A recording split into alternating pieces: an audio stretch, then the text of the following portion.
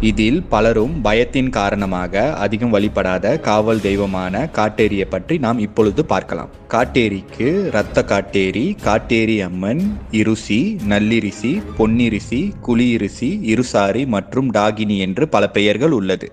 காட்டேரி இறை சக்தியா அல்லது தீய சக்தியா என்று பலருக்கும் சந்தேகம் இருந்திருக்கும். இதற்கு காரணம் மந்திரம் மற்றும் செய்வினை செய்பவர்கள் காட்டேரியை கட்டுப்படுத்தி அதனை ஏவியும் விடுகின்றனர். தன்னை வழிபடுபவர்கள் நல்லவராக இருந்தாலும் கெட்டவராக இருந்தாலும் காட்டேரி அவர்களுக்கு உதவி செய்யுமாம். கரிய உருவம், கருப்பு நிற உடைகள், வெளியே தொங்கும் நாக்கு, இரத்தம் படிந்த உதடுகள், கோரை பற்கள், தலைவிரி கோலம், உருண்டையான கண்கள் போன்றவையே காட்டேரியின் தோற்றமாக கருதப்படுகிறது. காட்டேரி துர்க்கை அம்மனின் கடைசி அவதாரமான சண்டியின் அம்சமாக கருதப்படுகிறார். காட்டேரி அம்மன் கையில் அருவாள், திருசூலம், தாமரை, ஈட்டி, கிண்ணம் போன்றவற்றை வைத்திருக்கிறார். இவரின் வாகனமாக குதிரை